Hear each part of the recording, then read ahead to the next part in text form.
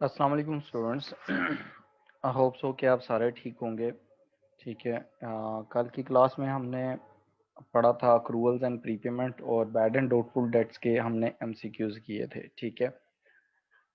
आज की क्लास में हम उसी को आगे प्रोसीड करेंगे। ठीक है। जो हमने अक्रूवल्स एंड प्रीपेमेंट्स के अकाउंट्स किए थे हमने अभी स्टार्ट किया था।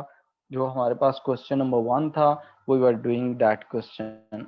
अच्छा, उसमें आपने क्वेश्चन जब बना रहे थे तो उसमें देखें एग्जाम में आपको लेजर अकाउंट्स बनाने आएंगे और उसके बाद आपको इनकम स्टेटमेंट और स्टेटमेंट ऑफ फाइनेंशियल पोजीशन में जो आप ट्रीटमेंट करते हैं वो आपको एग्जाम में आएगी। ठीक है। अभी हम इसी को फर्दर प्रोसीड करते हैं। जो क्वेश्चंस हम कल कर रहे थे और मैंने छोड़े थे, मैंने आपको कोई असाइनमेंट भी दी थी। ठीक है। वो असाइनमेंट्स भी अभी मैं करता हूँ क्वेश्चन, आप उन असाइनमेंट्स को चेक कर लें, अपने क्वेश्चंस को वेरीफाई कर लें, जो आपने सॉल्यूशंस किए हैं उनको वेरीफाई कर लें। अच्छा, यहाँ देखें जो हमारे पास जो क्वेश्चन नंबर 1 था, इसमें क्वेश्चन नंबर 1 में हमने क्या किया था, फर्स्ट ऑफ ऑल कि हमने इसमें लेजर अकाउंट्स बनाए थे। तो लेजर अकाउंट्स में पहले जो लेजर अकाउंट्स बनाया था, जो रिक्वायरमेंट थी वो हमारे पास ए में हमने मोटर एक्सपेंस का अकाउंट बनाया था, इंश्योरेंस का अकाउंट हम बना चुके थे, स्टेशनरी का अकाउंट हम हमने ये भी बना लिया था। अच्छा, फिर हमारे पास है डी।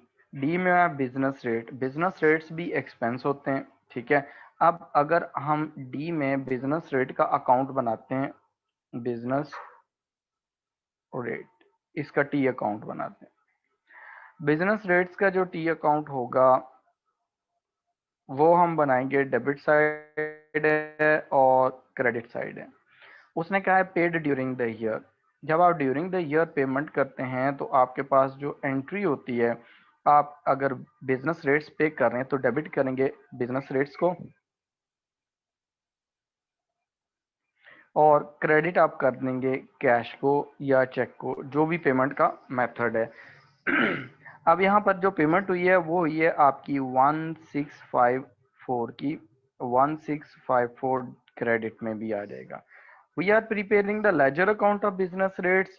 तो बिजनेस रेट्स के डेबिट साइड पे, ये डेबिट साइड है, डेबिट हो रहे हैं, कितनी अमाउंट से हो रहे हैं उसको अकाउंट में ट्रांसफर कर दें। ये बिजनेस का रेट्स का टी अकाउंट है और इसमें डेबिट साइड पे हम 1654 ट्रांसफर कर देंगे। ठीक हो गया। अच्छा, उसके बाद हम क्या करेंगे कि हमने यहाँ पर ये करना है कि हमारे पास ना रेफरेंस जो है वो क्रेडिट रेफरेंस देते हैं। तो हमारे पास कैश रेफरेंस आ जाएगा कि आपने बिजनेस रेट्स की पेमेंट की है। फिर उसके बाद उसने कहा प्रीपेड एट 31 दिसंबर 2005। हमारे पास ये ईयर है करंट 31 दिसंबर 2006। ये लास्ट ईयर की क्लोजिंग डेट है। लास्ट ईयर का क्लोजिंग बैलेंस इस साल का 2006 का ओपनिंग बैलेंस होगा। उसने कहा है कि दिस इज प्रीपेड। प्रीपेड का मतलब है कि आपने एक्सपेंस एडवांस में पे किया था तो वो आपका एसेट हुआ। तो प्रीपेड जो हमारे पास एक्सपेंस होता है उसका opening balance balance brought down will be on the debit side of the expense account. ठीक है। तो ये हमारे पास 140 आ गया। उसके बाद उसने कहा है कि प्रीपेड एज एट 31 दिसंबर 2006, आपका ईयर एंड हो गया। ईयर एंड पे आपके पास जो प्रीपेड एक्सपेंस है इस साल का वो आपका है 26, वो आपका 120। ठीक है। तो आपके पास जो प्रीपेड एक्सपेंस होता है closing balance, that is balance carried down, वो क्रेडिट साइड पे आता है एक्सपेंस अकाउंट में। ठीक है। तो ये हमारे पास कितना है 120। आप यहाँ पर इसे 120 लिखेंगे and there is no more information given in this D part. Okay, you will close down this account. हम क्लोज कैसे करते हैं कि हमारे पास, हमें पता है कि हमारे पास जो डेबिट साइड है वो आप देखें तो वो ग्रेटर है। Debit side is greater than the credit side. Debit side जो है वो कितने से ग्रेटर है वो देखें, उसकी कैलकुलेशन आप करेंगे। कैलकुलेशन में आप देखें कि आपके पास डेबिट साइड में 140 आएगा, उसमें प्लस आप कर रहे हैं 1654। ठीक है। इन दोनों को आप ऐड करेंगे तो आपका टोटल बनेगा 1794। You will write down the same total दूसरी साइड पे भी on the credit side of the T account, उसमें से क्लोजिंग बैलेंस निकाल देंगे। ठीक है, तो आपके पास जो बैलेंसिंग फिगर आएगा जो इनकम स्टेटमेंट में जाएगा वो आपका कितना आता है वो देखें कि आप माइनस करेंगे 120 इसमें से, तो आपके पास ये आ जाएगा 1674। ठीक हो गया। अच्छा, जब आप लेजर अकाउंट्स बनाते हैं इस तरह के आपको पेपर में आते हैं तो आपने ये बैलेंस जो कैरी डाउन है इसको ब्रॉट डाउन लाजमी करना है। बैलेंस कैरी डाउन जो है वो आपके पास क्रेडिट साइड पे है। ठीक है, और balance brought down will be on the debit side why 120। ठीक है, इसको आपने लाजमी करना है। दूसरे नंबर पर उसने कहा है कि आपके पास ना वो स्टेटमेंट आप फाइनेंशियल पोजीशन और इनकम स्टेटमेंट में क्या क्या ट्रीटमेंट होनी है वो देखें। आपके हमारे पास जो इनकम स्टेटमेंट है उसमें इनकम स्टेटमेंट उसमें हमारे पास जाते हैं एक्सपेंस फॉर द ईयर। ठीक है, इसमें दो चीजें होती हैं, या तो आपके पास अदर इनकम हो जाएगी या आपके पास ऑपरेटिंग एक्सपेंसेस आ जाएंगे।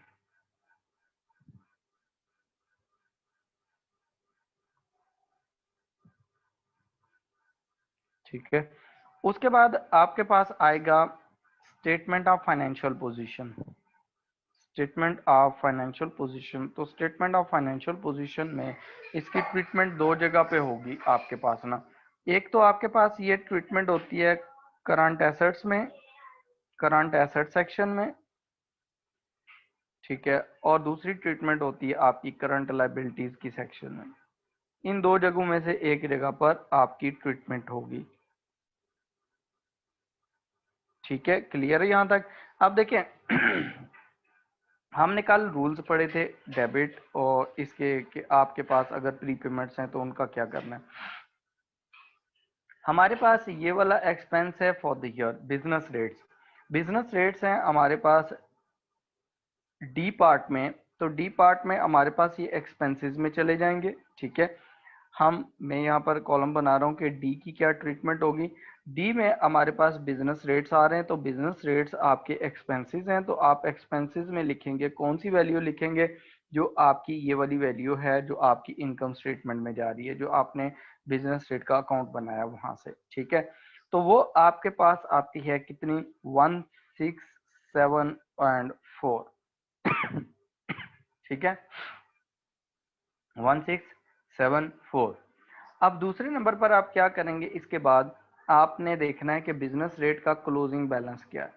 क्लोजिंग बैलेंस प्रीपेड आपके पास एक्सपेंस है, तो प्रीपेड एक्सपेंसेस जो होते हैं, प्रीपेड बिजनेस रेट वो करंट एसेट्स होते हैं, तो वो करंट एसेट्स में आप लिखेंगे प्रीपेड बिजनेस रेट्स। इसको आप expenses in statement of financial position में एज अ करंट एसेट लिख देंगे। ये आपका यहाँ पर आ जाएगा, ये आपका है डी सेक्शन। ठीक है, डी वाला पार्ट। ठीक है, उसकी ट्रीटमेंट। अब हम नेक्स्ट पे जाते हैं, तो हमारे पास जो ई पार्ट है उसमें देखें, हमारे पास जो ई पार्ट है वो क्या है। उसने कहा है कि Guinness sublet part of the premises. Sublet का मतलब ये होता है कि आपके पास आपने एक बिल्डिंग रेंट पे ली और बाद में आपने फर्दर आगे रेंट पे दे दी। जैसे आप देखें मोस्टली आप लोगों में से जो लोग हॉस्टलाइज होंगे तो ऑनर कोई और होता है, लेकिन उस बिजनेस को, उस हॉस्टल को रन करने वाला कोई और होता है। ठीक है, तो ऑनर ने क्या किया होता है, अपनी बिल्डिंग किसी को रेंट पे दी होती है और उस बंदे ने आगे फर्दर स्टूडेंट्स को रेंट पे दी होती है या किसी और पर्सन को। अब इसकी इनकम है, सबलेट जब भी होगा उसकी क्या होगी, इनकम होगी। अब देखें उसने कहा he receives 1400 during the year ended 31 दिसंबर 2006। 31 दिसंबर 2006 को उसने क्या किया है कि एक रेट रिसीव किया है, बिजनेस सॉरी रेंट रिसीव किया है। तो आप इसका अकाउंट बनाएंगे तो ये रेंटल इनकम होगी। ये क्या होगी, रेंटल इनकम या रेंट इनकम अकाउंट। अब आप इसका अकाउंट बना रहे हैं तो इसमें क्या करेंगे, आपकी डेबिट साइड, क्रेडिट साइड, ये जब आप इनकम रिसीव करते हैं तो आपके पास कैश अकाउंट या बैंक अकाउंट डेबिट हो जाता है, ठीक है। और क्रेडिट अकाउंट में आपके पास आ जाएगा सोर्स ऑफ इनकम। आपकी इनकम कौन सी है? तो इनकम आपके पास क्या है? रेंट, ठीक है। आपके पास rental income that is coming to you, ये आपका क्रेडिट बैलेंस है। अब यहाँ पर देखें, आपके पास ये है कितने का rental income during the year आपने 1400 की आपने रिसीव की है, 1400 डेबिट और क्रेडिट में। We are preparing rental income account, credit हो रहा है, कितनी अमाउंट से हो रहा है आप क्रेडिट साइड पे लिख देंगे अकाउंट में। और डेबिट रेफरेंस आप डिटेल में मेंशन कर देंगे कि आपने कैश रिसीव किया है या आपने चेक रिसीव किया है, ठीक है। उसके बाद उसने कहा है कि हार्टी द टेनेंट, जो किराएदार है उसका टेनेंट है, उसने क्या किया है? ओल्ड गिनीज 170, ठीक है, एट 31 दिसंबर 2005। पिछले साल क्या हुआ था? पिछले साल जो उसका टेनेंट था, किराएदार था, उसने उसको कितनी पेमेंट करनी थी? उसने नहीं किया पिछले साल का रेंट, वो था 175 का। तो रेंट उसने लास्ट ईयर बिल्डिंग दे दी लेकिन रेंट रिसीव नहीं किया, तो वो उसका ओपनिंग बैलेंस में एज एन एसेट होगा। तो बैलेंस ब्रॉट डाउन जो होगा that would be on the debit side, ठीक है। तो डेबिट साइड पे आपके पास बैलेंस ब्रॉट डाउन आता है, वो कितनी अमाउंट से आएगा? वो है 175 का ओपनिंग बैलेंस था। उसने कहा है कि एंड 185 एट 31 दिसंबर 2006। इसका मतलब है कि इनकम जो एंड पे अभी पेमेंट रिसीव नहीं हुई इस साल की, ठीक है, वो कितनी है? ये वो है 185 की। तो ये एसेट है इस साल का। तो एसेट का क्लोजिंग बैलेंस क्रेडिट साइड पे आता है अकाउंट में, ठीक है। टी अकाउंट जब बनाते हैं क्लोजिंग बैलेंस 185, अब आपने इस अकाउंट को क्लोज कर देना है ठीक है।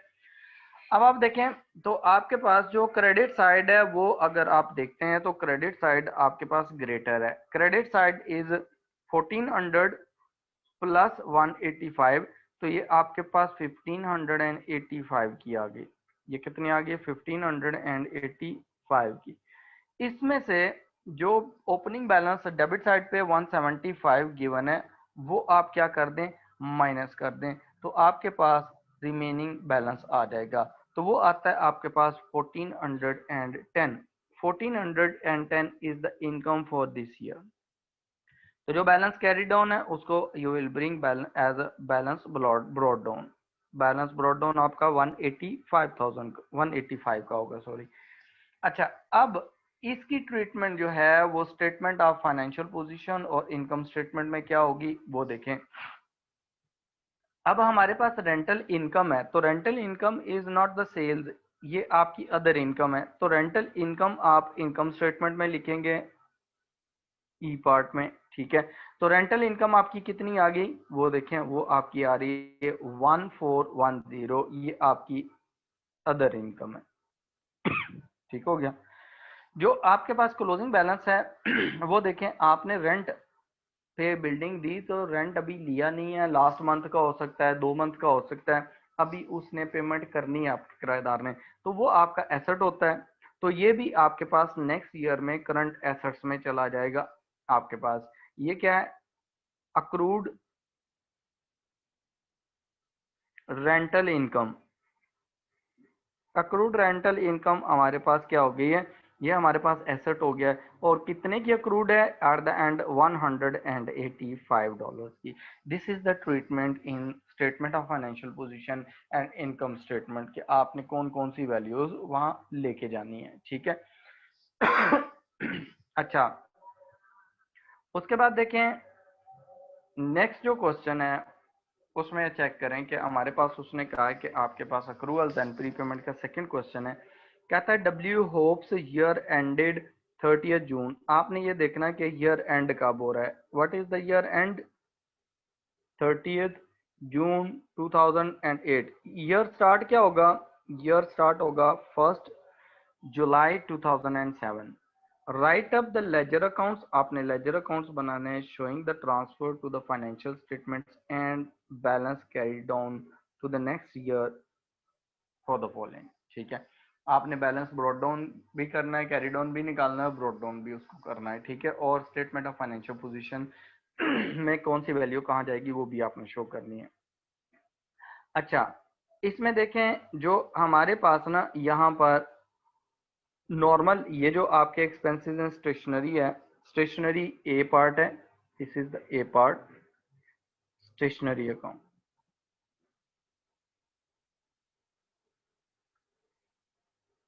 स्टेशनरी इज एन एक्सपेंस, ठीक है। उसने सबसे पहले कहा है कि आप ये paid for the year ended to 30th June 2008 240। जब आप एक्सपेंस पे करते हैं तो you put that on the debit side of stationery account, और रेफरेंस आप क्या लिख देते हैं, कैश। कैश, क्योंकि आपके पास जो जर्नल एंट्री होती है पेमेंट की वो होती है stationery account debit. Stationery expense भी आप लिख सकते हैं, ठीक है। और क्रेडिट आपके पास आ जाएगी कैश या बैंक बाय 240। तो आप जब इसे ट्रांसफर करते हैं लेजर में तो आपके पास स्टेशनरी अकाउंट डेबिट हो रहा है, कितनी अमाउंट से हो रहा है, 240। 240 आपने यहाँ लिख दिया और क्रेडिट रेफरेंस में कैश आ गया, ठीक है। उसके बाद उसने कहा कि स्टेशनरी जो है वो स्टॉक है at the end of the year, at the end of 30 जून 2007। ये ओपनिंग स्टॉक है, ये क्या है, ओपनिंग, क्योंकि लास्ट ईयर हम इस साल ये 2008 है, तो ये जो स्टॉक था ये आपके पास ओपनिंग था पिछले साल का, ठीक है। तो ओपनिंग स्टॉक का मतलब ये होता है स्टॉक जो भी होता है उसको आप एज एन एसेट ट्रीट करते हैं, तो बैलेंस ब्रॉड डाउन आपके पास कितना आ जाएगा, वो आ जाएगा 60 का ऑन द डेबिट साइड। और उसने कहा है कि आपके पास जो स्टेशनरी है 30 जून 2008 को क्लोजिंग स्टॉक जो है वो आपके पास बैलेंस कैरी डाउन वो आ रहा है कितने का, वो आ रहा है 60 का। अब आपने इस अकाउंट को क्लोज कर देना है। जब आप अकाउंट क्लोज करेंगे तो आप देखें कि आपकी डेबिट साइड और credit side, debit side is greater than credit side, तो डेबिट साइड का टोटल दोनों साइड पे आ जाएगा, ठीक है। और क्रेडिट साइड पे आप देखें, सॉरी क्रेडिट साइड पे हमारी अमाउंट आ रही है 95, ठीक है, दैट इज 95। ठीक है, सॉरी। अब आपने क्या करना है, आपने 300 में से 95 माइनस करेंगे तो आपके पास 205 का बैलेंसिंग फिगर आएगा, और ये बैलेंसिंग फिगर जाएगा इनकम स्टेटमेंट में as an expense for the year. और जो आपका बैलेंस कैरी डाउन है उसको आप बैलेंस ब्रॉड डाउन करेंगे, balance brought down will be 95, ठीक है। उसके बाद आपके पास सेकंड है जो अकाउंट है वो है आपके पास जनरल एक्सपेंसेस का। जनरल एक्सपेंसेस जो हैं उसमें भी देखें, ये भी आपके पास जनरल एक्सपेंसेस का अकाउंट बनाएंगे बी, जनरल एक्सपेंसेस अकाउंट। जो जनरल एक्सपेंसेस का अकाउंट बनेगा डेबिट साइड है, क्रेडिट साइड है। पेड फॉर द ईयर आपने ईयर टू 30 जून 2008, इस साल आपने जो पेमेंट की है ना वो आपकी आ रही है 470 की, ठीक है। जब आप पेमेंट करते हैं जनरल एक्सपेंसेस की तो आप एंट्री क्या करेंगे, general expenses debit and cash और बैंक क्रेडिट, ठीक है। तो कितनी अमाउंट है 470, we are preparing general expenses account, तो उसमें हम डेबिट साइड पे इसे पुट करेंगे, ठीक है। अब जब डेबिट साइड देखें वो कितनी अमाउंट है 470, वो हमने लिख ली। क्रेडिट रेफरेंस देते हैं हम जब डेबिट साइड पे टी अकाउंट में वैल्यू लिखते हैं, तो credit reference is the cash paid, आपने कैश की पेमेंट कर दी है, ठीक है। उसके बाद उसने कहा है कि ओइंग एट 30 जून 2007, 30 जून 2007 पिछले साल का क्लोजिंग है और करंट ईयर का ओपनिंग होगा, ठीक है। 30 जून 2007 को जो वैल्यू आपके पास 32 थी वो ओइंग थी, लाइबिलिटी थी, और वही लाइबिलिटी आपके पास करंट ईयर में as an opening balance on 1 जुलाई 2007 आ गई, ठीक है। तो आपके पास ओपनिंग बैलेंस जो है, बैलेंस ब्रॉड डाउन, वो आपके पास कितना आया, वो आपके पास है 32 का, ठीक है।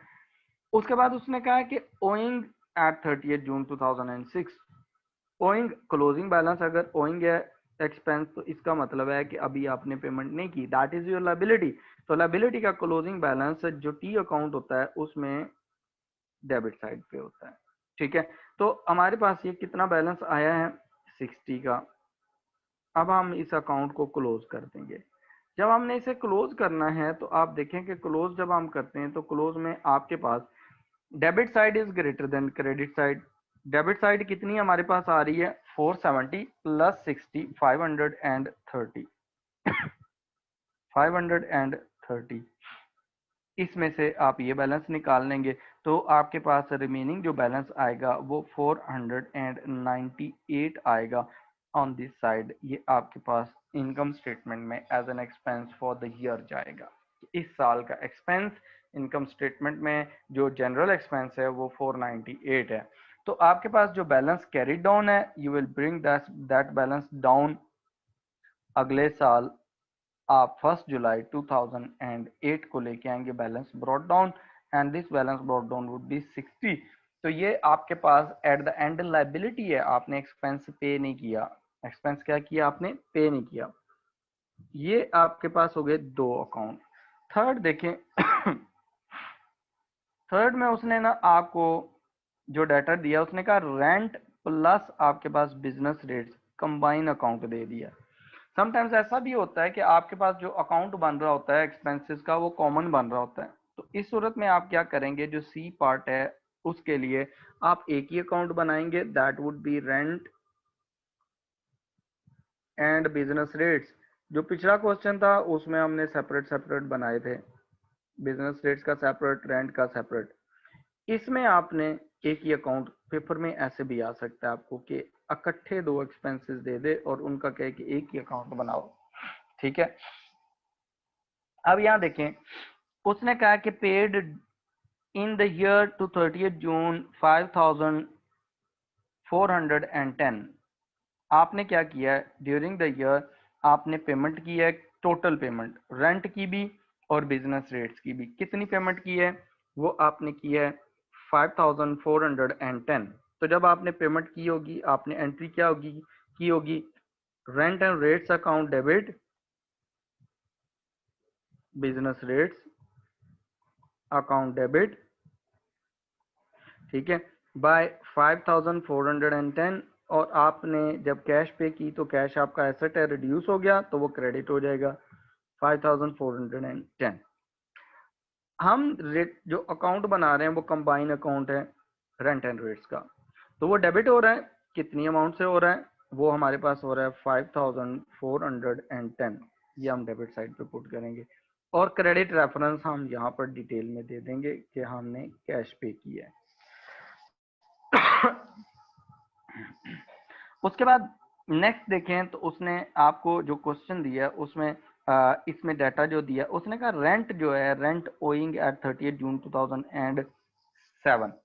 आपका जो रेंट था वो आपके पास साल के स्टार्ट में, यानी कि पिछले साल के एंड पे इस साल का करंट ईयर अकाउंटिंग पीरियड का स्टार्ट होगा, तो वो आपके पास ओइंग था। इसका मतलब लायबिलिटी।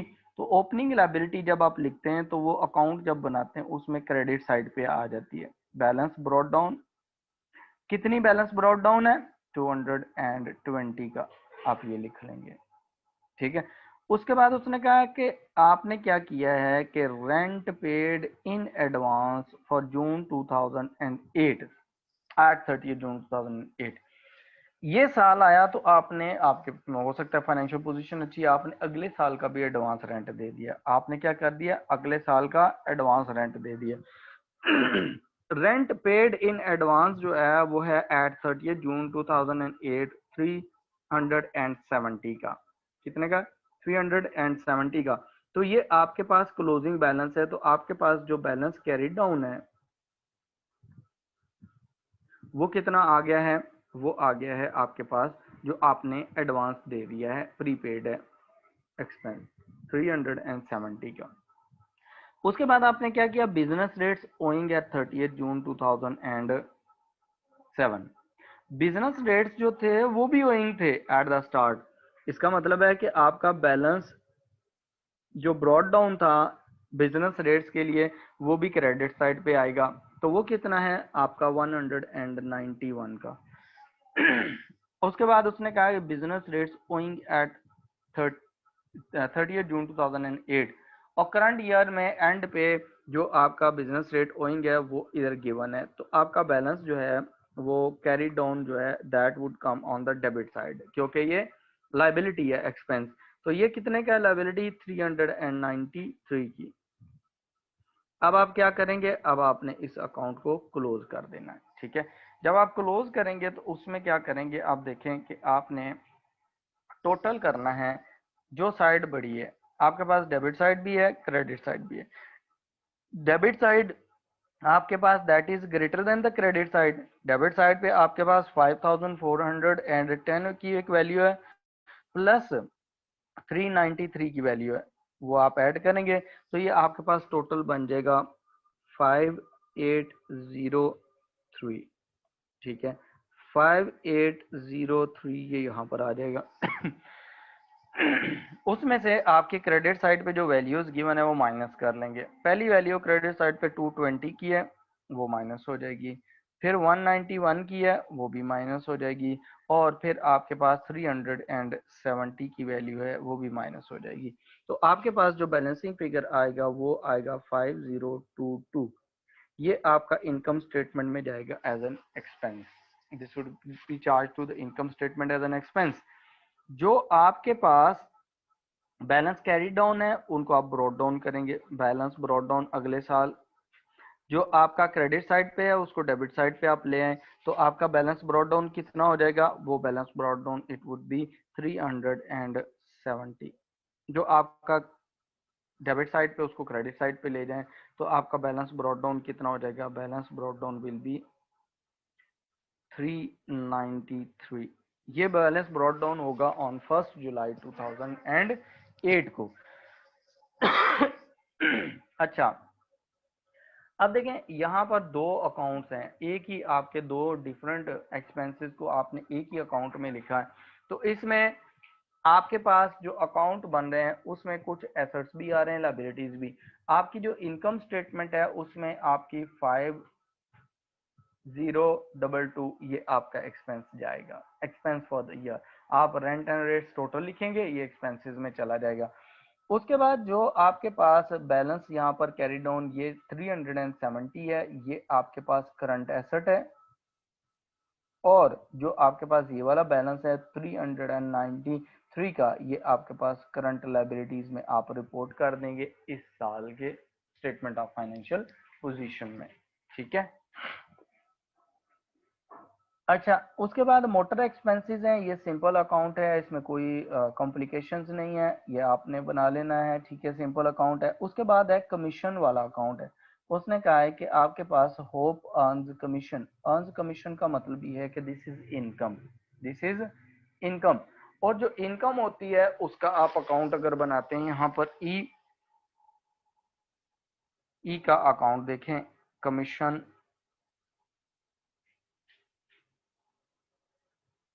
रिसीव्ड अकाउंट या कमीशन इनकम अकाउंट भी आप लिख सकते हैं।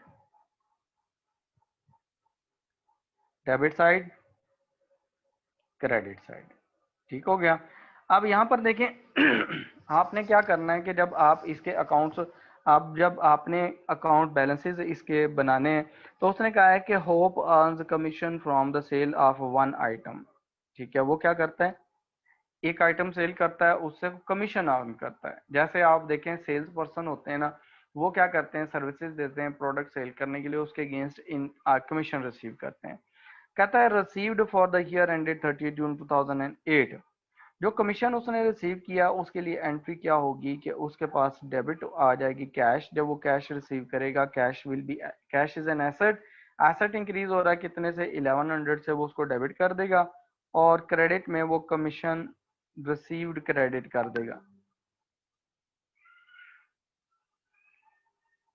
ठीक है, 1100 से। अब देखें, we are preparing commission received account, तो क्रेडिट हो रहा है कमीशन रिसीव्ड अकाउंट, ये हमने अकाउंट बनाया, तो उसमें डेबिट साइड, उसमें जो अमाउंट है वो कितनी है 1100 की, वो हम यहाँ पर क्रेडिट साइड पे लिखेंगे। जो डेबिट रेफरेंस है वो हम यहाँ पर डिटेल में दे देंगे कि हमने कमीशन रिसीव किया है कैश में। उसके बाद उसने कहा था ओइंग एट 30 जून 2007, 2007 को जो ओइंग था पिछले साल का क्लोजिंग, इस साल का ओपनिंग बैलेंस।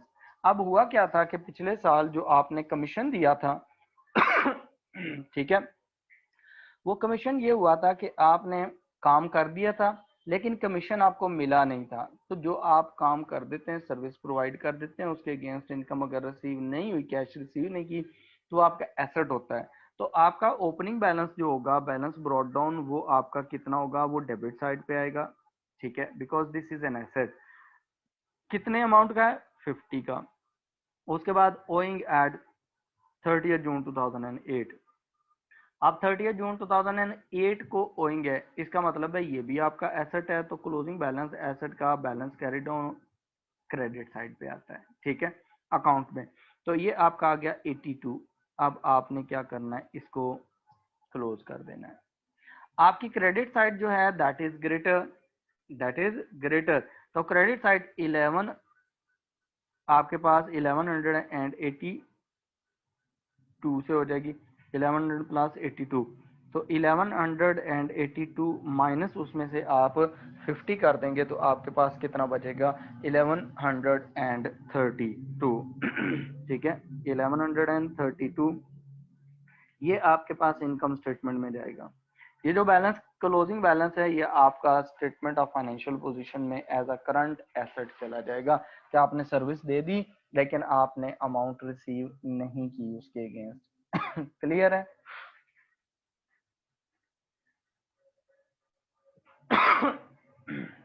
अच्छा, अब देखें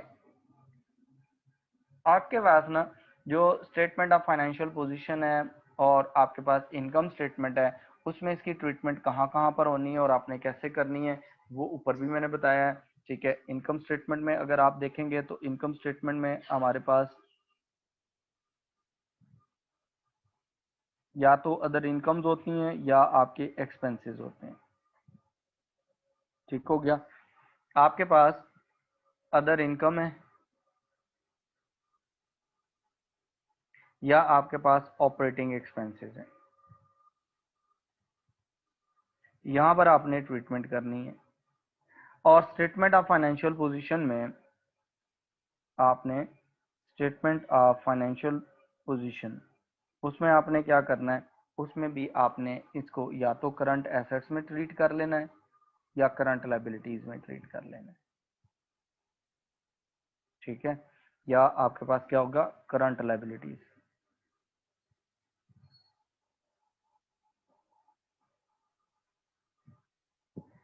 ठीक हो गया। अब यहाँ देखें, हमने जो ए पार्ट किया, ए पार्ट को हम ट्रांसफर करते हैं कि ए पार्ट के जो बैलेंसेस हैं वो कितने कितने हैं और वो कैसे हमने ट्रांसफर करने हैं। ए पार्ट में सबसे पहले इनकम स्टेटमेंट में आप देखें तो एक्सपेंसेस, हमारे पास एक्सपेंस आ रहा है कितने का, 205 का। ये वाला बैलेंस ही इनकम स्टेटमेंट में एज एन एक्सपेंस आएगा। ठीक है, ये क्या आएगा, स्टेशनरी एक्सपेंस। ये आपके पास कितना आएगा, ये आपका है पार्ट ए, ये आपका 205 का आ जाएगा। फिर उसके बाद आपके पास जो क्लोजिंग बैलेंस है वो आपका स्टॉक है, क्लोजिंग स्टॉक। तो आपके पास जो स्टेशनरी का क्लोजिंग स्टॉक है, क्लोजिंग स्टॉक ऑफ स्टेशनरी, वो आपके पास क्या आ जाएगा, वो एज एन एसेट आ जाएगा एंड पे। ठीक है, तो वो आपका कितना है, 95 का। वो आप यहाँ पर ट्रीट कर लेंगे, ये पार्ट ए की ट्रीटमेंट है। जनरल एक्सपेंसेस में देखें तो जनरल एक्सपेंसेस हमारे पास जो इनकम स्टेटमेंट में जाएंगे वो होंगे 498, 498 ये आपके एक्सपेंसेस हैं। ये पार्ट बी है, जनरल एक्सपेंसेस, ये वाली वैल्यू जाएगी। और स्टेटमेंट ऑफ फाइनेंशियल पोजीशन में आपके पास जो क्लोजिंग वैल्यू यहाँ पर गिवन है वो क्या है कि आपके general expenses at the end of the period payable थे। तो आपके पास जनरल एक्सपेंसेस जो हैं वो क्या है, जनरल एक्सपेंसेस अक्रूड, आपने पे नहीं किया एट द एंड, तो वो आपकी लायबिलिटी होगी, $60 की वो लायबिलिटी आ जाएगी। ठीक है, सिमिलरली आपके पास जो स्टेशन ये बिजनेस रेंट और बिजनेस रेट्स का अकाउंट हमने बनाया था। इसमें जो हमारे पास इनकम स्टेटमेंट में वैल्यू गई है एक्सपेंस की वो 5022 है। ठीक है, ये हमारे पास क्या है, रेंट एंड बिजनेस रेट्स।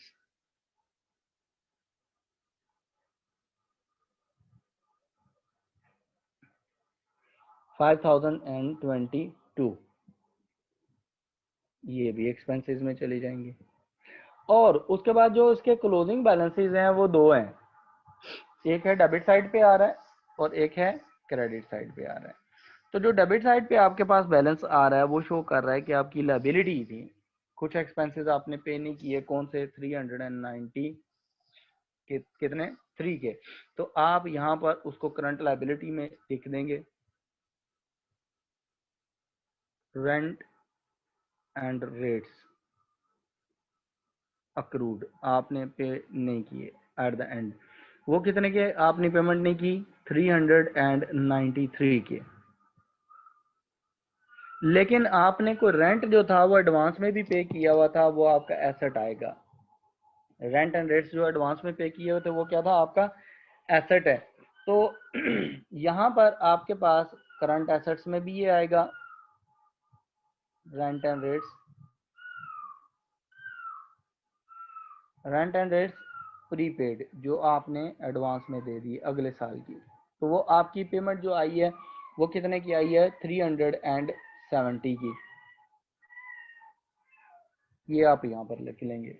ठीक है, इसी तरह आपके पास कमीशन जो है, कमीशन इनकम है, कमीशन का जो इनकम स्टेटमेंट में बैलेंस जाएगा वो आएगा 1132 का। ठीक है, तो ये आपके अदर इनकम में आएगा, कमीशन रिसीव्ड, ई पार्ट, कमीशन रिसीव्ड कितनी अमाउंट है, 1132 की। उसके बाद आपके पास जो क्लोजिंग बैलेंसेस हैं वो बैलेंसेस आप चेक करें तो आपके पास क्लोजिंग बैलेंस जो आ रहा है वो आ रहा है 82 का। ये आपका owing income at the end आपने रिसीव करना है, तो ये आपका करंट एसेट भी आएगा। ये आपका क्या आ जाएगा, current asset, commission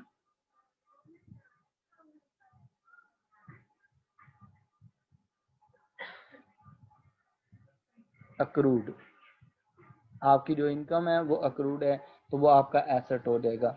These are the extracts of statement of financial position and income statement। ठीक है।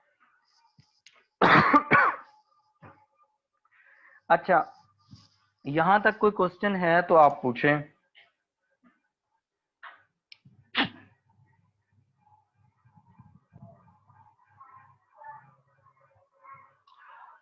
सिद्रा, आपकी क्वेश्चन है कि ओइंग का क्या मतलब है। ओइंग का मतलब ये होता है कि पेमेंट नहीं हुई। अगर आपका एक्सपेंस ओइंग है तो इसका मतलब है आपकी लायबिलिटी है, आपका एक्सपेंस हुआ था लेकिन आपने पे नहीं किया और अकाउंटिंग पीरियड एंड हो गया, तो वो आपकी लायबिलिटी होगी, वो आप नेक्स्ट ईयर में पे करेंगे। और अगर ओइंग इनकम है तो इसका मतलब है कि आपने सर्विसेज प्रोवाइड कर दी थी लेकिन किसी से जो पेमेंट लेनी थी वो रिसीव नहीं हुई अभी तक। ठीक है, पेमेंट रिसीव नहीं हुई, तो उस सूरत में that will become your current asset. ठीक है। और कोई क्वेश्चन इससे रिलेटेड?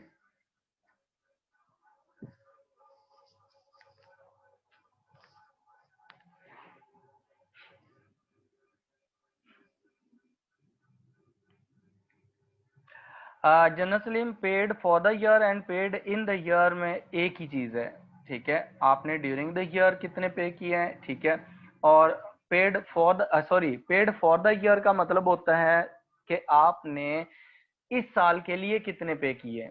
वो तो आपने हमने जो फिगर निकाले हैं ना, जैसे यहाँ पर हमने कमीशन के लिए ये जो हमने एक्सपेंसेस निकाले हैं स्टेशनरी वगैरह के, ठीक है, जो हमने इनकम स्टेटमेंट के फिगर्स आते हैं वो होते हैं पेड फॉर द ईयर, इस साल के लिए पेमेंट किया आपने। ठीक है, वो डायरेक्ट आपका एक्सपेंस होता है, इनकम स्टेटमेंट में चला जाता है।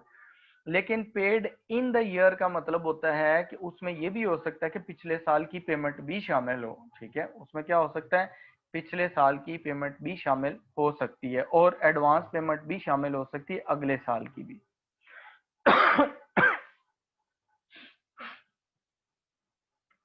अच्छा, कोई और क्वेश्चन?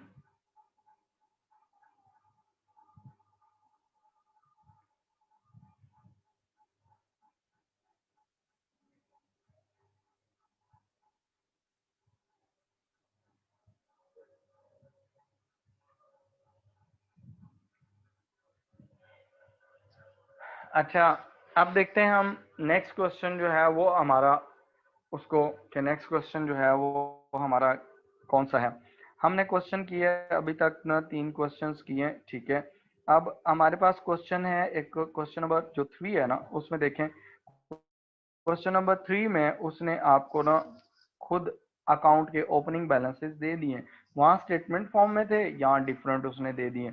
उसने क्या कहा है रिक्वायरमेंट में देखें तो लुक एट द रिक्वायरमेंट, उसने कहा question number 3, you are required to write up the 2 accounts, ठीक है, आपने सेपरेट बनाने हैं। 2 accounts showing the appropriate amount transfer to the profit and loss account. इसका मतलब है आपने कितनी अमाउंट इनकम स्टेटमेंट में ट्रांसफर करनी है at 31 December 2008 and end of the financial year of the trader, ठीक है, जो कि आपके जो ट्रेडर है उसका फाइनेंशियल ईयर एंड है। उसने कहा है कि नोट में कहा है कि no separate accounts are prepaid for the creditors for packing materials bought on credit. कहता है कि वो आपने क्या करना है, जो आपके ट्रेड पे पेबल्स है ना, क्रेडिटर्स है ना, पैकिंग मटेरियल जिनसे ले रहे हैं, उनके लिए आपने कोई सेपरेट अकाउंट नहीं बनाना। You are required to prepare 2 accounts. ऊपर से डाटा देखें, उसने कहा है कि आपके पास जो 1 जनवरी है, 1 जनवरी 2008 ओपनिंग है, साल का स्टार्ट है। The following balances among others stood in the books of R Elkins a sole trader, ठीक है। सोल ट्रेडर का मतलब है कि वो एक ही पर्सन है जो ट्रेड कर रहा है, उसमें वो दूसरा पार्टनर है ही कोई नहीं, ऑनर एक ही है। उसने कहा बिजनेस रेट्स का बैलेंस दिया हुआ है और आपको पैकिंग जो है मटेरियल उसका भी दिया हुआ है बैलेंस। तो आप क्या करेंगे, यहाँ पर जो पहला अकाउंट है that is related to business rates, उसको आप यहाँ पर अकाउंट ओपन कर लेंगे, business rates account, debit credit. उसके बाद आपने सेकंड जो अकाउंट बनाना है B, that is the packing material account.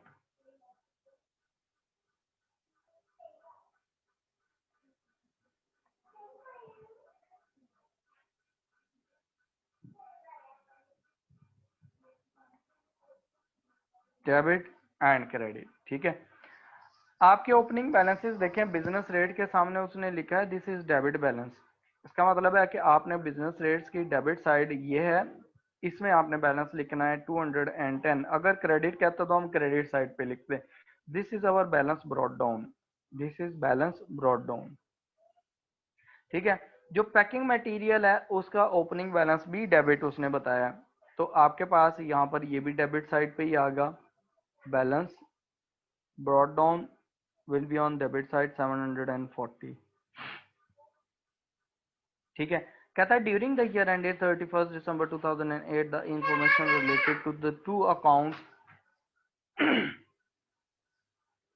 two accounts is as follows. Number one, business rates 192 were paid to cover the period from 1st April 2008 to 31st March 2009। ये एक साल बनता है जो आपका पीरियड यहाँ से यहाँ तक है, ठीक है। ये एक साल की पेमेंट उसने क्या कर दी है, बिजनेस रेट्स की उसने कर दी है, लेकिन वो पीरियड कहाँ से कहाँ तक है, वो 1 अप्रैल 2008 से लेकर 31 मार्च 2009 तक है। तो हमारा अकाउंटिंग पीरियड जो एंड हो रहा है वो नीचे गिवन है, वो हो रहा है 31 दिसंबर 2008 को, ठीक है। जो पेमेंट हुई है ना वो बिजनेस रेट्स की हुई है, तो बिजनेस रेट्स के अकाउंट में डेबिट साइड पे हम टोटल अमाउंट लिख देंगे 1920 जो उसने कैश दे दिया, पेमेंट कर दी, ठीक है।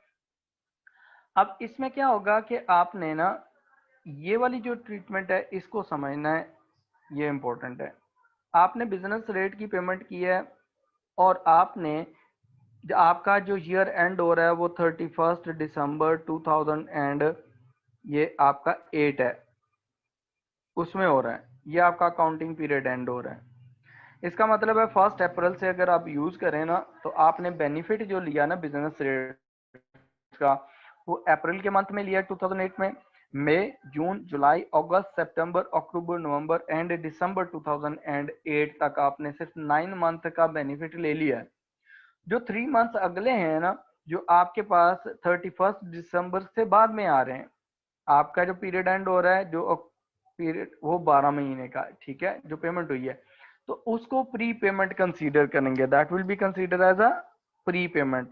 तो प्री पेमेंट जो होगी उसके लिए आप क्या करेंगे, इसकी कैलकुलेशन करेंगे कि आपके पास प्रीपेड बिजनेस रेट आपके कितने हैं। उसके लिए आप क्या करेंगे, जो पेमेंट की है वो है आपकी टोटल 1920 की, उसको डिवाइड कर देंगे कि कितने मंथ्स के लिए की है। तो वो हमारे पास 12 मंथ्स की है, हम उसको डिवाइड करेंगे 12 मंथ्स पे और मल्टीप्लाई, उसमें से प्री पेमेंट कितनी है, प्री पेमेंट है 3 महीने की, जनवरी 2009, फेब 2009 एंड मार्च 2009। तो 3 मंथ से हम इसको क्या करेंगे, मल्टीप्लाई कर देंगे, तो हमारे पास जो वैल्यू निकलेगी that would be the pre payment. ठीक है, वैल्यू निकालें, कितनी कैलकुलेशंस में आती है, आप वैल्यू निकालें 1920 divided by 12 multiply by 3 months, तो आपके पास ये आ जाएगा 480। This is prepaid business rate. ये आपके पास क्लोजिंग डेट को आएगा, किस डेट को, इस डेट को 31 दिसंबर 2008 को। तो प्रीपेड जो हमारे पास बैलेंस होता है, किसी भी जो आप कोई भी एक्सपेंस करते हैं तो वो आपके पास एसेट होता है, तो balance carry down will B 480, ये आपके पास क्रेडिट साइड पे आएगा। उसके बाद उसने कहा है कि 3150 was paid for the packing material bought. आपने जो पैकिंग मटेरियल परचेज की है ना, उसके लिए आपने परचेज पेमेंट की है 3150 की। ये भी पैकिंग मटेरियल की डेबिट अकाउंट में डेबिट साइड पे आ जाएगी 3150, और रेफरेंस में आप कैश पेड लिख देंगे या बैंक लिख देंगे, ठीक है, जो भी पेमेंट मेथड हो। उसके बाद नेक्स्ट देखें, आपके पास नेक्स्ट है, उसने कहा थर्ड में, उसने कहा है कि 242 was owing at 31st December 2008 in respect of the packing material bought on credit। कहता है कि जो आपने पैकिंग मटेरियल क्रेडिट पे परचेज किए थे ड्यूरिंग द ईयर, उसमें से आपने 242 की पेमेंट अभी करनी है इस साल के एंड पे। तो ये आपके पास क्या हो गया, लाइबिलिटी। तो लाइबिलिटीज का बैलेंस जो होता है, बैलेंस कैरी डाउन, वो किस साइड पे आता है, डेबिट साइड पे आता है। कितनी अमाउंट है, 242। ठीक हो गया। उसके बाद फोर्थ आइटम देखें, उसने कहा old materials amounting to 63 were sold as scrap for cash. तो जब आपने old material as a scrap आपने सेल किया है, तो आपने उसका क्या एंट्री क्या की होगी कि आपका पैकिंग मटेरियल क्रेडिट, ठीक है, जो आपके पास है यहाँ पर, आपने कैश रिसीव की होगी, कैश डेबिट, कितनी कैश ली है, 63, और क्रेडिट क्या किया होगा, कौन सी चीज ऑर्गेनाइजेशन से जा रही है, पैकिंग मटेरियल। पैकिंग मटेरियल को आपने क्या कर दिया होगा, क्रेडिट। अब जो पैकिंग मटेरियल्स का अकाउंट है वो हम बना रहे हैं, तो पैकिंग मटेरियल का अकाउंट हमारे पास क्या हो रहा है, क्रेडिट। कितनी अमाउंट से क्रेडिट हो रहा है, 63 से। हम 63 यहाँ पर लिखेंगे और यहाँ हम लिख लेंगे कि हमने कैश ले लिया, डेबिट रेफरेंस लिख लेंगे, ठीक है। उसके बाद आपके पास उसने कहा closing stock of packing material. तो पैकिंग मटेरियल जो आपके पास एंड पे बच जाता है वो आपका एसेट होता है, तो एसेट का क्लोजिंग बैलेंस जो होता है वो कितना है, वो उसने बता दिया, पैकिंग मटेरियल का क्लोजिंग स्टॉक वो उसने कितना बता दिया है, वो उसने बताया कि आपके पास ना जो बैलेंस कैरी डाउन है वो आपके पास है 690 का। अब आप क्या करेंगे, इन दोनों अकाउंट्स को क्लोज कर देंगे, इसके अलावा कोई इंफॉर्मेशन नहीं है, सारी पुट कर दी है। पहले तो आप क्लोज करेंगे बिजनेस रेट्स के अकाउंट को। बिजनेस रेट के अकाउंट में आप देखें तो डेबिट साइड है 210 प्लस 1920 की, ठीक है, तो वो आपकी बनती है टोटल वन, सॉरी, ये बनती है आपके पास 2130 की, 2130। इसमें से आपने 480 माइनस कर दिए जो क्रेडिट साइड पे गिवन है क्लोजिंग, तो रिमेनिंग आपके पास 1650 आपके पास आ गया। This will go to the income statement, ठीक है, एज एन एक्सपेंस। अब स्टेशनरी का अकाउंट भी आप क्लोज करेंगे। डेबिट साइड के फिगर देखें, 740 प्लस 3150 जो आपने कैश में दे दी है, प्लस 242 वो आपके आगे, तो आपके पास टोटल कितना आ गया, 4132। उसमें से क्रेडिट साइड पे दो वैल्यूज गिवन है, 63 की और आपके पास 690 की वैल्यू गिवन है। तो आपके पास जो आंसर आया है वो आता है 3379, ठीक है। This will go to the income statement, ठीक है। आप इसे क्या करेंगे, इनकम स्टेटमेंट में ट्रीट करेंगे। अब यहाँ देखें, जब आप एक्सट्रैक्ट्स बनाएंगे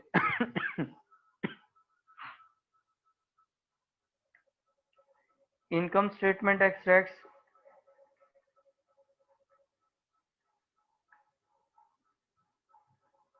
और आपके पास statement of financial position extracts. Extracts का मतलब है कि जो ट्रीटमेंट होगी इनमें वो आपने बतानी है क्या ट्रीटमेंट होगी। तो उसमें देखें जो एक्सपेंस आपका फॉर द ईयर है उसको आप ऑपरेटिंग एक्सपेंसेस में लिखेंगे, ऑपरेटिंग एक्सपेंसेस। ऑपरेटिंग एक्सपेंसेस में आपके जो बिजनेस रेट्स हैं वो कितने आ रहे हैं उनकी वैल्यू आप लिखेंगे, वो आ रहे हैं 1650 के, ये वाली वैल्यू आपने ट्रांसफर कर दी। क्लोजिंग प्रीपेड है, तो क्लोजिंग जो प्रीपेड आपके पास बिजनेस रेट्स हैं वो आपके आएंगे करंट एसेट्स में। वो कहाँ पर आएंगे, करंट एसेट्स में। तो करंट एसेट्स में आप उन्हें ट्रीट कर लेंगे, ठीक है। जो करंट एसेट्स में आपके गए हैं वो कितने आपके पास आ जाएंगे, 480 के। ये क्या है, प्रीपेड बिजनेस रेट्स। जहां आप दूसरे एसेट्स लिखेंगे, करंट एसेट्स कैश हो गया, बैंक बैलेंस हो गया, उसके साथ बिजनेस रेट्स भी लिख देंगे जो कि प्रीपेड हैं। कितने हैं, 480 के। उसके बाद आपके पास जो reading material sorry packing material है, पैकिंग मटेरियल में आपके पास इनकम स्टेटमेंट में आपके पास एक्सपेंसेस में गया, पैकिंग एक्सपेंसेस, वो आपके पास आया 3379 का। और आपके पास यहाँ पर दो क्लोजिंग बैलेंसेस हैं, एक ये है और एक डेबिट साइड पे है, एक क्रेडिट साइड और डेबिट साइड पे। जो क्रेडिट साइड पे है वो शो कर रहा है कि आपने पैकिंग मटेरियल का स्टॉक रखा हुआ है, packing material closing stock, C/S means closing stock, वो कितना है आपका 690। लेकिन आपके पास करंट लाइबिलिटीज में से भी कुछ जाएगा कि आपने पैकिंग मटेरियल के लिए अभी कुछ पेमेंट्स नहीं की, ठीक है। तो आपके पास जो करंट लाइबिलिटीज हैं उसमें भी अमाउंट जाएगी, करंट लाइबिलिटीज। करंट लाइबिलिटीज में जो अमाउंट जानी है वो कितनी जानी है, वो आपकी ये डेबिट साइड पे जो बैलेंस आ रहा है वो होगा। तो ये कितना आता है आपका 242। This is accrued packing expenses, ठीक है। ये आपके अक्रूड पैकिंग एक्सपेंसेस हैं जो आपकी लाइबिलिटी है। ठीक है, ये द ट्रीटमेंट्स। ठीक है, यहां तक कोई क्वेश्चन हो तो आप पूछ लें।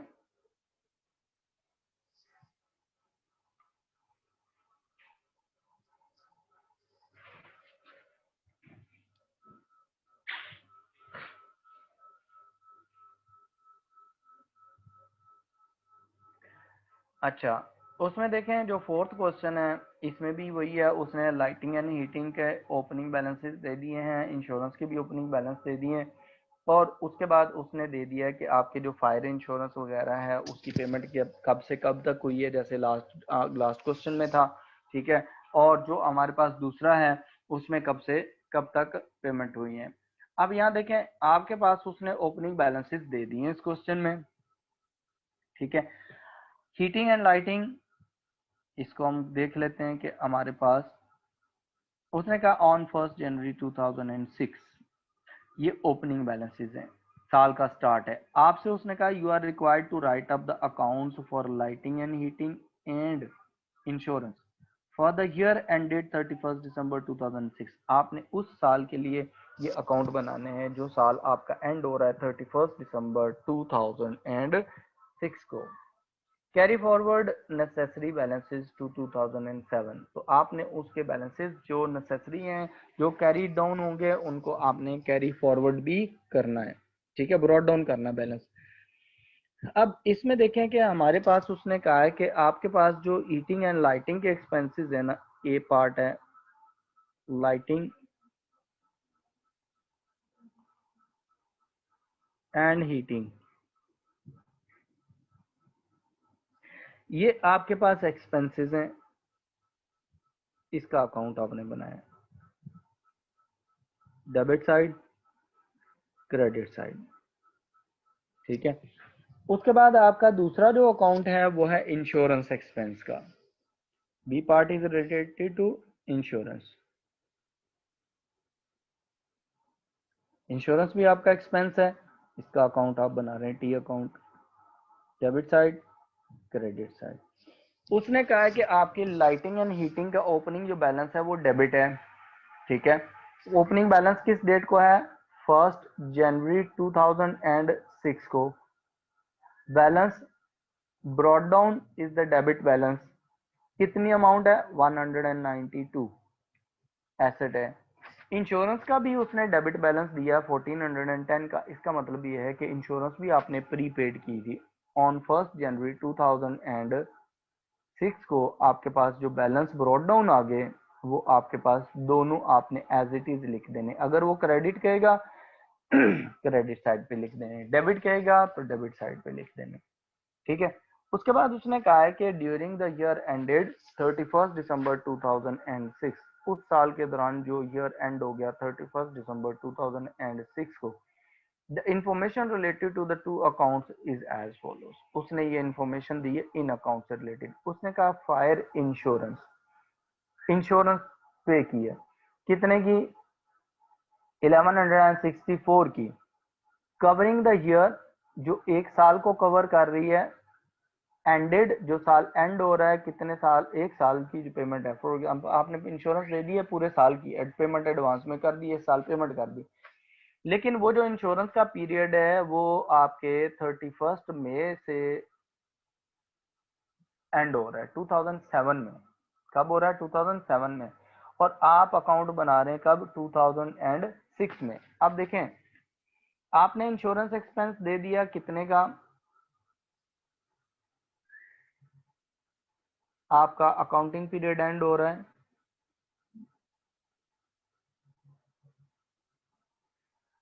31 दिसंबर 2006, ठीक है। और आपका जो इंश्योरेंस पीरियड है, ठीक है, वो साल कितने में एंड हो रहा है? 31 में। इंश्योरेंस पीरियड एंड, तो वो कितने पीरियड के लिए हो रहा है? वो हो रहा है 31 मई 2007 को। तो आपने यहां से यहां तक चेक करना है कि आपके कितने मंथ आपने अगले साल की पेमेंट की है। जनवरी आ गया आपके पास अगले साल का 2007 का, जनवरी 2007, फेब 2007, मार्च 2007, अप्रैल 2007 एंड मई 2007, क्योंकि मई का एंड है 31 मई 2007। ये आपके बनते हैं 5 मंथ, 5 मंथ। ये 5 मंथ की आपने क्या की है? एडवांस पेमेंट कर दी है। तो अब आप इसके लिए जब आप कैलकुलेशन करेंगे कि आपके पास प्री पेड इंश्योरेंस कितनी है, तो वो आप यहाँ पर कैलकुलेट कर लेंगे। इसके लिए प्री पेड फायर इंश्योरेंस, आपने जो भी पेमेंट की है वो आपकी पेमेंट आपने कंसीडर करनी है। आपने पेमेंट कितनी की है टोटल? 1400 एंड सॉरी 1164 की, 1164 की जब आपने पेमेंट की है तो आप इंश्योरेंस अकाउंट में जाके डेबिट साइड पे इसकी को लिख देंगे कि आपने ये कैश दे दिया ड्यूरिंग द ईयर। ठीक है। अब जब आपने ये कैश दे दिया, इसमें से ये कैश थी पूरे साल की, उसने कहा फॉर द ईयर है, तो ईयर में कितने मंथ्स होते हैं आपके? 12 मंथ। 12 पे डिवाइड करेंगे, पर मंथ इंश्योरेंस कॉस्ट निकल आएगी, मल्टीप्लाई बाय आपके 5 मंथ्स आपके अगले साल के हैं जो इस साल से रिलेट नहीं करते, तो आपकी प्रीपेड इंश्योरेंस निकल आएगी। तो प्रीपेड इंश्योरेंस की वैल्यू कैलकुलेट करें, कितनी वैल्यू निकलती है उसमें देखें। 1100 एंड आपका आता है 1164 डिवाइडेड बाय 12 मल्टीप्लाई बाय आपका 5, तो इसका मतलब है 485 जो है वो आपकी प्रीपेड फायर इंश्योरेंस 485। तो 31 दिसंबर को आपके पास 31 दिसंबर 2006 को आपका जो बैलेंस कैरी डाउन आएगा वो कितना आ जाएगा? 485 का इंश्योरेंस के अकाउंट में। ठीक है।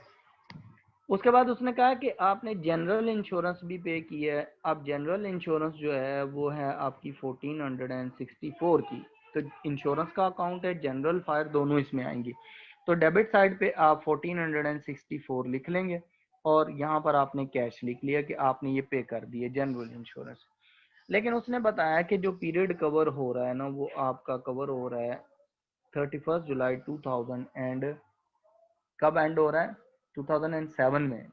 तो इसके लिए आपके पास जो आपने निकालना है प्रीपेड जनरल इंश्योरेंस। ठीक है। अब उसमें से आप कैसे उसको निकालेंगे?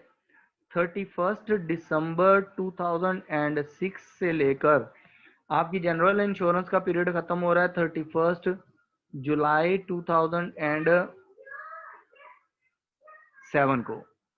तो ये पीरियड कितने मंथ्स का बनता है वो देखें। ये आपका पीरियड बनता है 1 जनवरी 2007 से 31 जुलाई, 7 मंथ्स। 7 मंथ्स की इसमें एडवांस पेमेंट है, तो जो एडवांस पेमेंट होती है वो आपका क्या होता है? एसेट होता है। तो अब आप इसको कैसे कैलकुलेट करेंगे? 1464 divided by 12 months multiply by 7 month, तो ये आपकी कैलकुलेशन हो जाएंगी। तो आपकी 1464 है टोटल इंश्योरेंस, डिवाइडेड बाय 12 करेंगे तो पर मंथ इंश्योरेंस आ जाएगी, मल्टीप्लाई बाय 7 करेंगे तो आपकी टोटल इंश्योरेंस आ जाएगी। तो ये जो इंश्योरेंस है वो आपकी 854 की, ठीक हो गया। 854 की ये भी आपके पास बैलेंस कैरिड डाउन में ही आ जाएगी। कितनी है आपके पास? 854 इंश्योरेंस वाले अकाउंट में आप लिख लेंगे। ठीक है। अब यहाँ देखें, उसके बाद उसने कहा है कि आपके पास ना an insurance rebate of 82 was received on 30 June 2006। Insurance rebate का मतलब होता है कि आपको इंश्योरेंस में से कोई पैसा वगैरह आपको रिबेट मिला है, डिस्काउंट वगैरह कुछ मिला है। ठीक है। आपने कैश रिसीव किया, इंश्योरेंस किसी चीज का हो सकता है, डैमेज वगैरह हुआ हो तो इंश्योरेंस कंपनी ने आपको पेमेंट कर दी है। तो जब आपने पेमेंट रिसीव की तो आप क्या एंट्री करते हैं? कैश अकाउंट डेबिट करते हैं और इंश्योरेंस अकाउंट क्या कर देते हैं? क्रेडिट कर देते हैं। तो ये आपकी क्रेडिट साइड पे आ जाएगी अमाउंट कितने की? ये आपका इंश्योरेंस रिबेट आ जाएगा। अब देखें, इलेक्ट्रिसिटी बिल जो है वो आपने पे किया है 1300 का। ठीक है। इलेक्ट्रिसिटी बिल जो है वो लाइटिंग हीटिंग कॉस्ट है। ठीक है। तो आपने जब ये पेमेंट की है तो वो आपने की है 1300 एंड सॉरी 1300 की, और आप इस अकाउंट में डेबिट साइड पे उसको लिख देंगे। क्या करेंगे?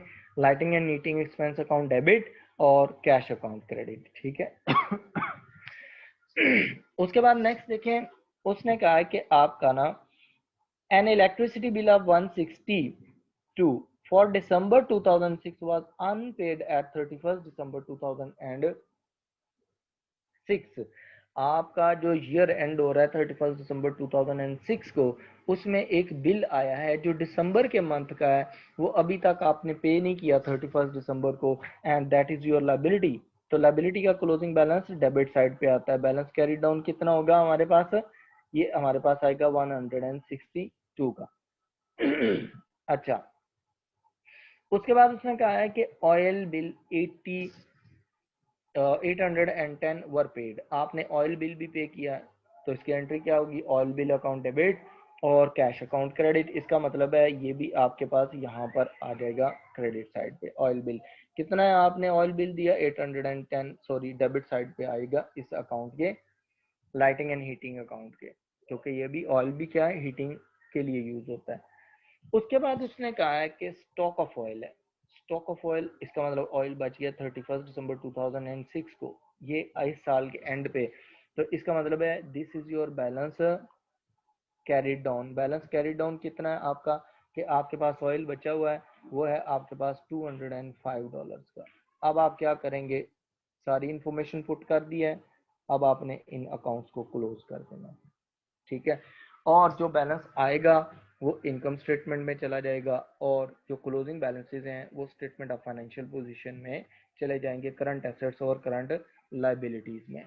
अच्छा, इसमें देखें कि हमारे पास यहाँ पर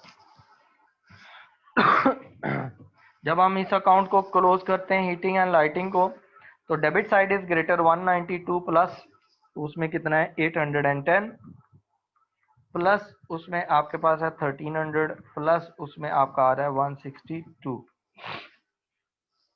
ठीक है। तो टोटल आपके पास कितना आ गया है डेबिट साइड का, डेबिट साइड इज ग्रेटर, वो आ गया आपके पास 2464 का, 2464 का। उसमें से आप 205 माइनस कर देंगे तो आपके पास 2259 बैलेंस बचता है। This will go to the income statement at 31 दिसंबर 2006 को। ये आपका हो गया एक्सपेंस फॉर द ईयर, ठीक है। तो आपने जब इनकम, ये जो बैलेंस ब्रॉड डाउन है, कैरी डाउन है, इनको आप ब्रॉड डाउन कर लेंगे क्योंकि उसने कहा है कि आप ब्रॉड डाउन करें। ये आपके पास बैलेंस आएगा, ये भी आपके पास 31 दिसंबर वाले, 31 दिसंबर 2006, ये भी आपके पास 31 दिसंबर 2006 का बैलेंस है हीटिंग एंड लाइटिंग की डेबिट साइड पे। अच्छा, आपके पास यही बैलेंस जो है, बैलेंसेस ब्रॉड डाउन हो जाएंगे on very next date, on 1 January 2007, और ये आपके इधर भी ऐसा ही आएंगे ऑन 1 जनवरी 2007 को। This would become balance brought down कितने का, 162 का। अब आपने क्या करना है कि आपने इनकम स्टेटमेंट पे इनकी क्या ट्रीटमेंट करनी है, लाइटिंग एंड हीटिंग एक्सपेंस कितने लेके जाने हैं आपके पास। आपके पास हीटिंग और लाइटिंग जो है उसमें देखें इनकम स्टेटमेंट के एक्सट्रैक्ट्स हैं,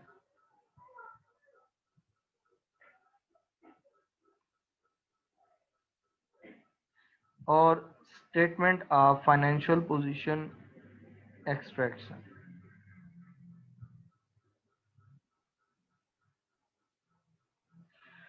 जो इनकम स्टेटमेंट के एक्सट्रैक्ट्स हैं उसमें आप हीटिंग एंड लाइटिंग का एक्सपेंस लेके जाएंगे कितना, ऑपरेटिंग एक्सपेंस।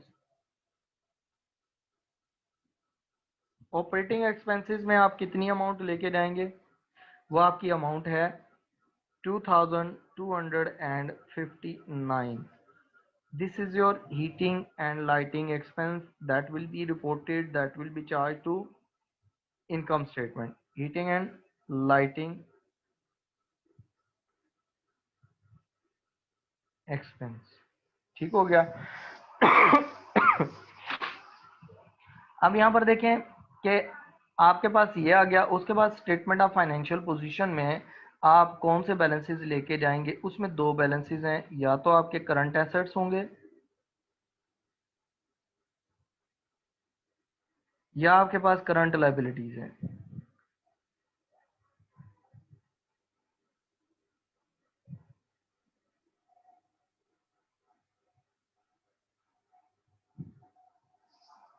आपके पास जो करंट एसेट्स है ना, हीटिंग एंड लाइटिंग के जो एक्सपेंस, ये क्रेडिट साइड पे गिवन है, ये आपके पास नहीं, ये ऑयल रिजर्व है, ये आपके पास क्या है, ऑयल पड़ा हुआ है। तो ये आपके पास ऑयल का क्लोजिंग स्टॉक है, ऑयल क्लोजिंग स्टॉक, ये आपके पास है 205 का, ये आपका करंट एसेट है। लेकिन डेबिट साइड पे 162 गिवन है कि आपने कोई हीटिंग एंड लाइटिंग एक्सपेंसेस जो थे वो अभी एट द एंड पेमेंट नहीं की, तो this will be your current liability. ये क्या है? Heating and lighting expenses accrued. ठीक है, वो कितने हैं? वो है आपके 162 के। इसी तरह आप दूसरा अकाउंट भी क्लोज करेंगे। ठीक है, दूसरी साइड पे आप देखें कि 1410 आपके पास डेबिट साइड पे वैल्यू गिवन है, प्लस उसमें 1164 करेंगे, प्लस आप 1464 करेंगे, तो टोटल आपका आ गया 4038।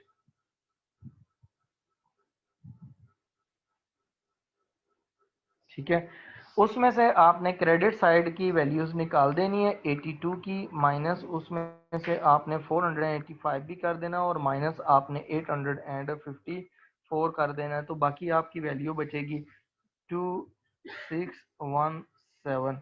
This will go to the income statement at 31 दिसंबर 2006।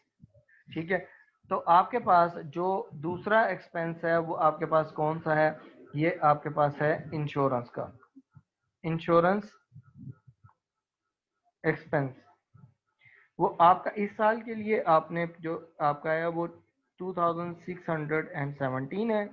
ठीक है, और उसके दो क्लोजिंग बैलेंसेस हैं आपके, ये दो क्लोजिंग बैलेंसेस हैं। इसका मतलब है आपने इंश्योरेंस दोनों की दोनों प्रीपेड दी हुई हैं, एडवांस में पे किए हुए हैं। तो आपके पास जो प्रीपेड इंश्योरेंस होती हैं वो आपके पास क्या है? आपकी इनकम है।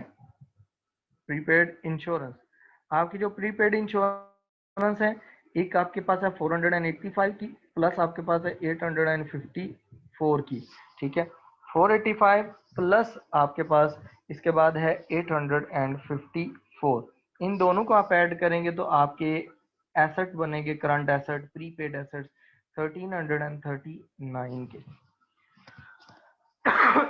अच्छा, अब इसमें यह है कि यहाँ तक आप लोगों को जो क्वेश्चन में प्रॉब्लम है वो पूछ लें। ठीक है, जो भी प्रॉब्लम है, प्रीपेड पेमेंट जो पीरियड है उसको कैलकुलेट करने में कोई मसला है, ठीक है, तो वो भी पूछ लें। ठीक है, if you have any question you can ask.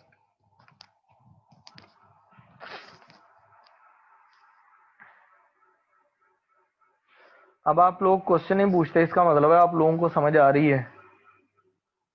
लेकिन अब आप लोगों की असाइनमेंट्स भी कम हो गई हैं, असाइनमेंट्स आप लोग कम भेज रहे हैं।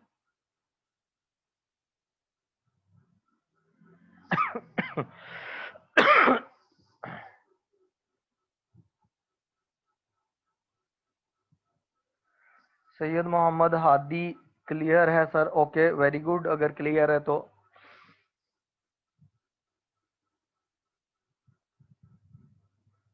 हाँ जी, आपने जनरल सलीम आपने कहा है कि सर इंश्योरेंस एक्सपेंस अकाउंट में बैलेंस ब्रॉड डाउन कंबाइन करके लिख लेंगे। आप कंबाइन लिख लें, आप अलग अलग लिख लें, दोनों ठीक है, कोई मसला नहीं है जी। और कोई क्वेश्चन?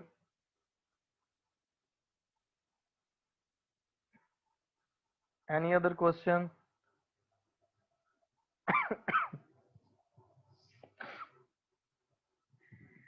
इससे नेक्स्ट क्वेश्चन मैं आपको दिखाता हूँ, शो करता हूँ ज़रा, उसको आप देखें और उसमें अगर कोई प्रॉब्लम है तो वो आप मुझसे पूछें। ठीक है, ताकि अभी टाइम है तो मैं आपको ना वो चीज़ क्लियर कर दूँ।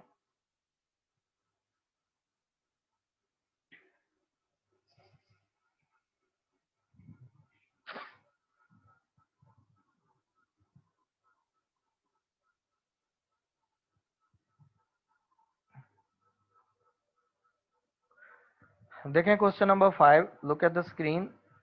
Three of the accounts in the ledger of Charlotte Williams indicated the following balances at 1st January 2002।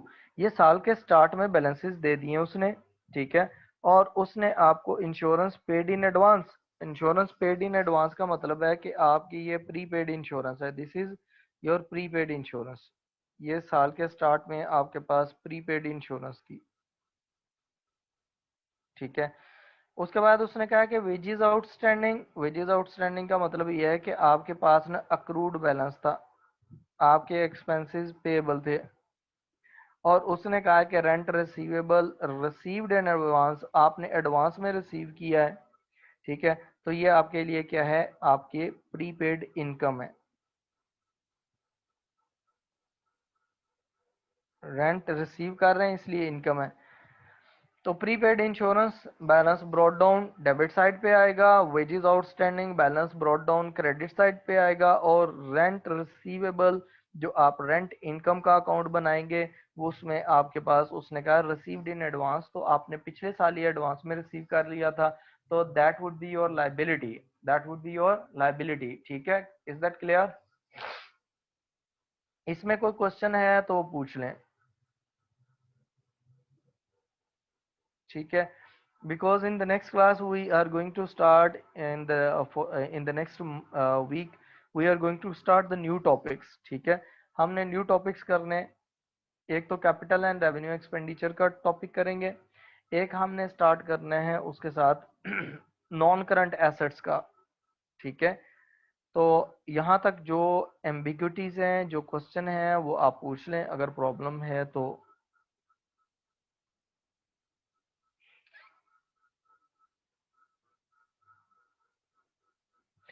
Syed Mohammad Hadi, जो ब्रॉड डाउन है ना, वो उसका बैलेंस का मतलब ये होता है कि लास्ट ईयर जो आपका फॉर एग्जांपल कोई बैलेंस लाइबिलिटी थी, पेएबल था, जैसे वेजेस पेएबल थी, तो वो लास्ट ईयर का तो आपके पास लाइबिलिटी थी, वो आपका बैलेंस आपने क्लियर किया था, उस साल ओपनिंग बैलेंस होगा, तो ओपनिंग बैलेंस जो होते हैं उनको हम ब्रॉड डाउन बैलेंसेस कहते हैं, ठीक है। Opening balances are known as brought down balances. अगर आपके पास, जैसे उसने कहा इंश्योरेंस पेड इन एडवांस, तो आपने इंश्योरेंस एक्सपेंस है, एक्सपेंस आपने पिछले साल एडवांस में पे कर दिया था इस साल के लिए, तो ये साल के स्टार्ट जब हुआ है ऑन 1 जनवरी 2000, ठीक है, तो उसमें ये आपका एसेट था, balance brought down debit side पे आएगा। वेजेस आउटस्टैंडिंग थी, तो वेजेस आउटस्टैंडिंग का मतलब ये था कि पिछले साल की आपकी लायबिलिटी है, इस साल का ये आपका एसेट है, ठीक है, इस साल का आपका क्या है ये, सॉरी पिछले साल की लाइबिलिटी थी, तो इस साल भी ओपनिंग भी लाइबिलिटी होगी ऑन 1 जनवरी 2000, ठीक है। तो जो लाइबिलिटी होती है उसको हम balance brought down credit side पे लिखते हैं, ठीक है। तो थर्ड है रेंट रिसीवेबल, वो एडवांस में ले लिया था, तो ये भी आपकी लाइबिलिटी थी, तो लाइबिलिटी अगर होगी तो balance brought down credit side पे आएगा। Is that clear Syed Mohammad Hadi?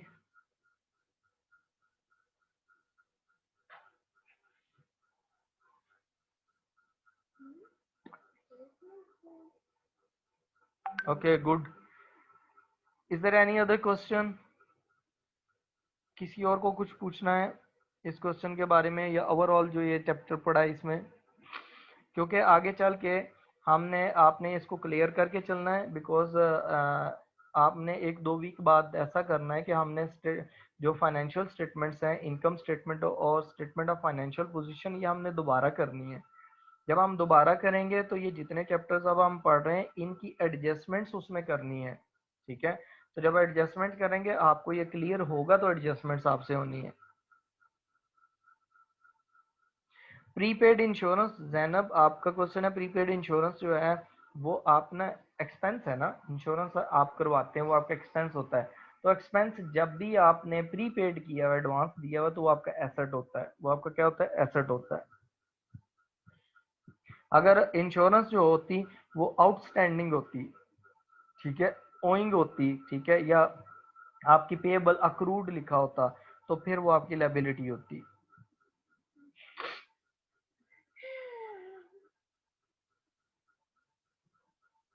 जी, और कोई क्वेश्चन?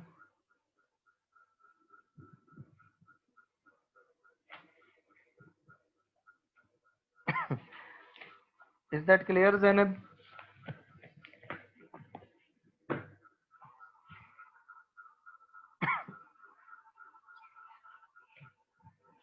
सुनहरा, ये टॉपिक डिफिकल्ट नहीं है, सिर्फ ये है कि हमने जो जर्नल एंट्रीज पढ़ी हुई है ना उसी के थ्रू हम करते हैं, लेकिन ये आपने करना लाजमी है चैप्टर, ठीक है, क्योंकि जितनी भी एडजस्टमेंट्स आगे होंगी जो हमारे पास फाइनेंशियल स्टेटमेंट्स है उसमें ये आता है।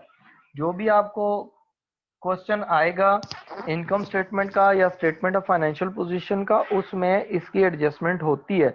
कुछ एक्सपेंसेस प्रीपेड होते हैं, कुछ अक्रूड होते हैं, कुछ इनकम प्रीपेड होती हैं, कुछ अक्रूड इनकम होती हैं, तो वो आपने उनको एडजस्ट करना होता है। इंशाल्लाह वो करेंगे हम, लेकिन आपने इसको रिवाइज कर लेना है तब तक।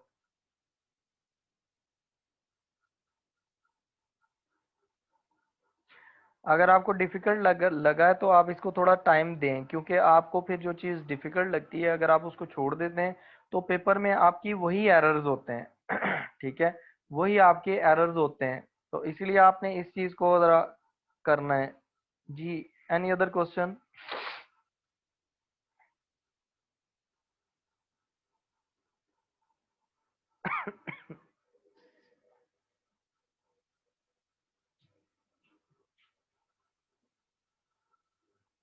ठीक है, कोई क्वेश्चन नहीं है।